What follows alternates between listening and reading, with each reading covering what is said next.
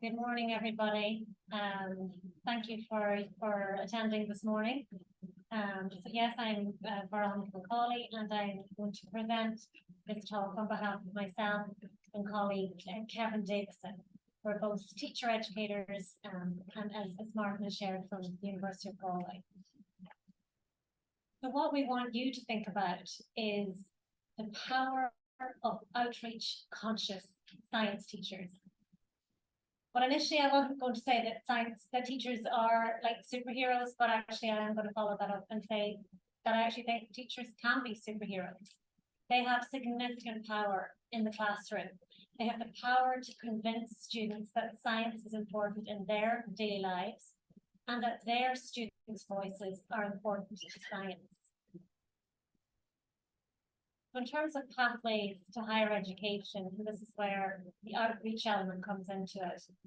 Science outreach programs at universities commit to increasing student participation in science, addressing workforce shortages, and broadening participation in science.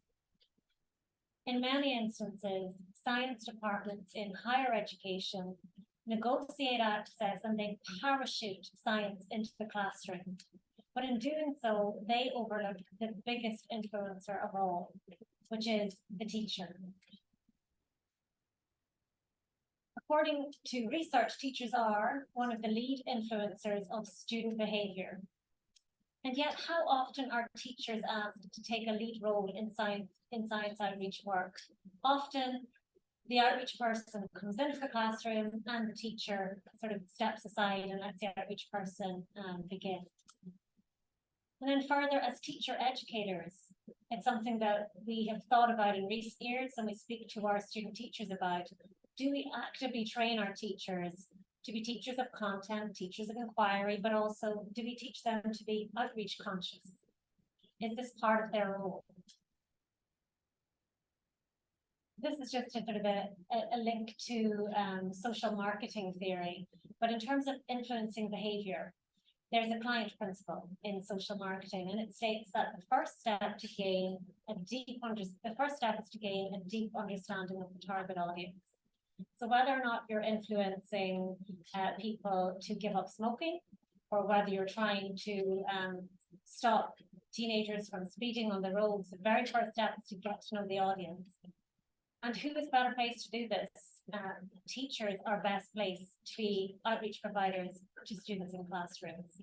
If we consider a science disengaged student who, due to cultural, social influences, perceives science as unrelated to their lives, teachers can play a pivotal role in situating science within that student's context.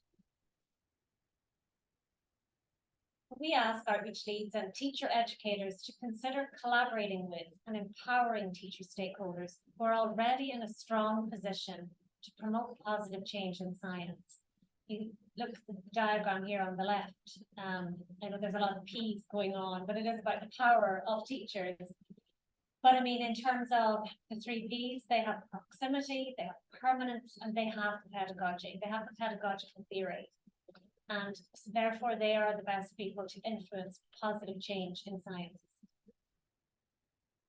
This is a quote from one of my PhD students a couple of years ago. He collected interview data from primary school teachers, and he also interviewed outreach practitioners to sort of get a sense from both groups about what they felt their role was within the science classroom.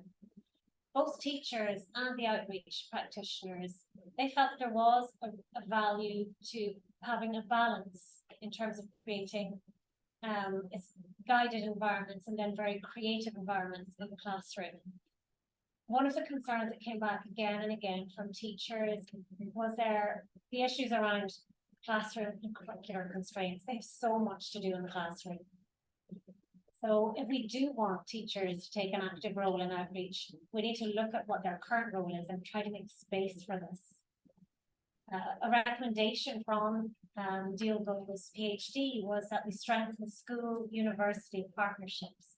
And Sarah Stoppelmeyer has written a lot about this, and it's called the third space, that space between formal and informal education and conversations that can happen there. The idea is to empower teachers with outreach conscious pedagogies, which I'll share with you in a moment, and to support science education that values all student participation in science, whether or not it's about bringing girls into physics, boys into biology, or equity of access in science. So I'm going to talk to you very briefly about two elements of outreach conscious teachers. One is pedagogy, and then I'm going to talk about a partnership between school, university, and actually industry. In terms of outreach conscious pedagogies, the student-teacher relationship is one of the most important forms of social capital, where a teacher's power for change cannot be undervalued.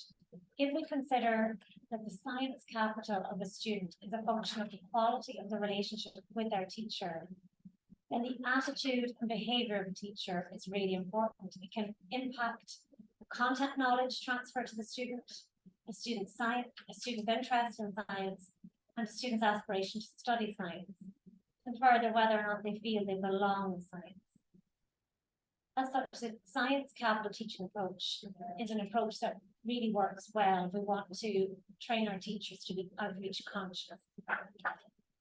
And with that, I'm just going to show you a very short video from University College London, which is where the science capital teaching approach came from.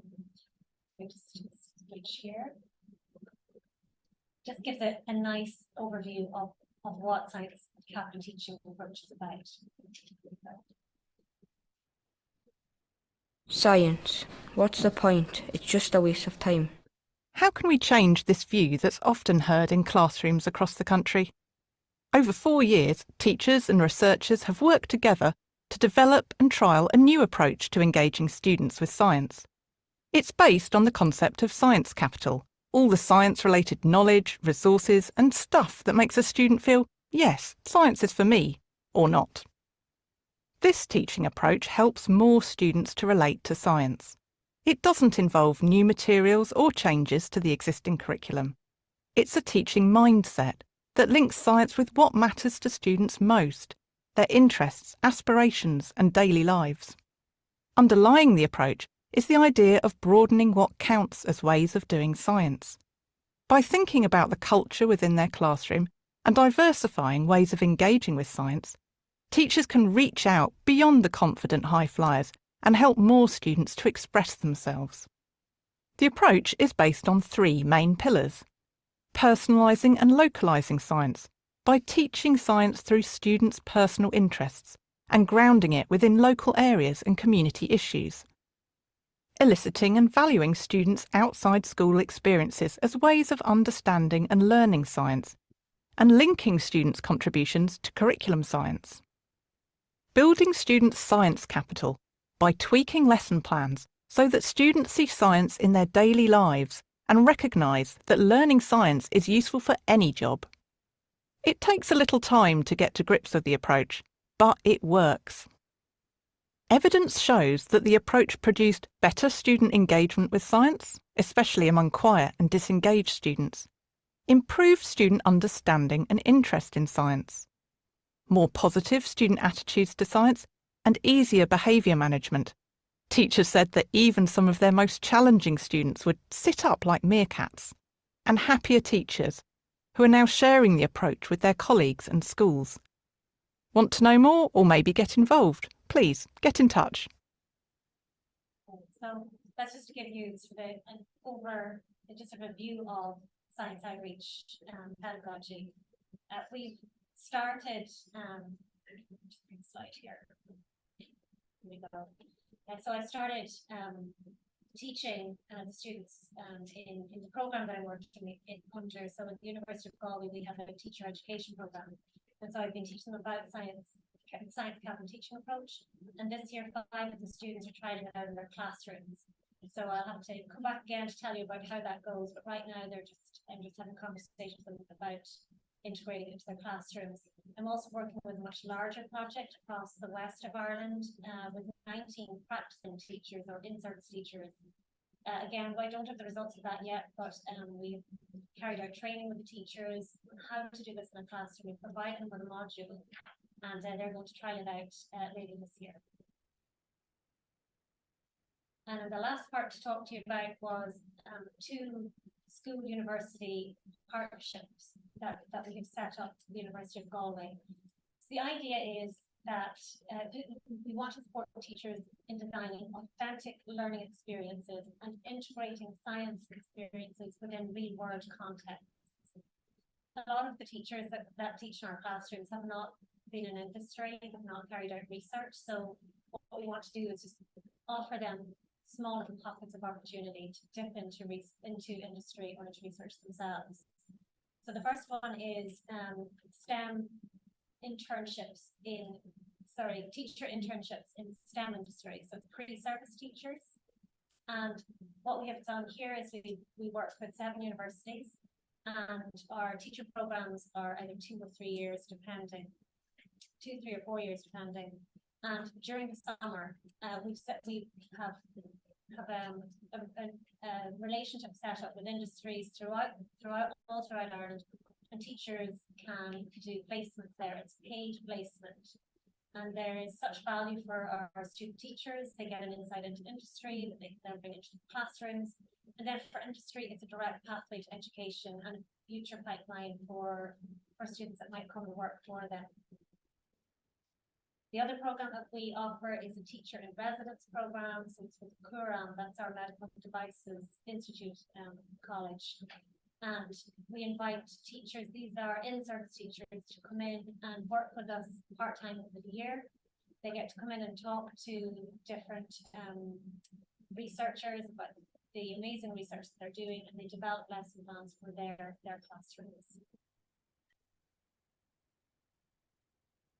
So in conclusion, we hope that I've just sort of raised your awareness about the need to create collaborative relationships between science outreach and teacher stakeholders. The power of outreach conscious teachers is it's a strategic position to promote positive change in science, and it's the key role that teacher educators can take to make this happen. It's really important.